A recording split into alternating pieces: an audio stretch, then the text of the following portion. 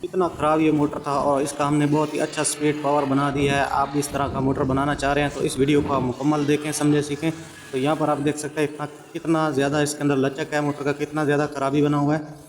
तो जी गैस, आप देख रहे हैं जा technical mixer repairing YouTube channel. Gas DC 12 volt air fan motor हमने यहाँ पर रिपेयर कर दी है, आप देख सकते हैं। तो इस तरह की अगर आप भी मोटर रिपेयर करना चाह रहे हैं तो हमने बिल्कुल आसान से आसान तरीका बताया। बड़ी वीडियो हमने मुकम्मल डिटेल पर उसके साथ यूट्यूब पर अपलोड कर दिया। आप उस वीडियो के ऊपर विजिट करें, आपको फ़ायदा होगा, आपके टाइम वेस्ट नहीं होगा। इस वीडियो को अपने दोस्तों में शेयर करें ताकि उनका भी फ़ायदा हो। चैनल पर नहीं तो जल्दी से सब्सक्राइब कर लें, वीडियो पर विजिट करें। मिलते हैं न्यू वीडियो में, शुक्रिया।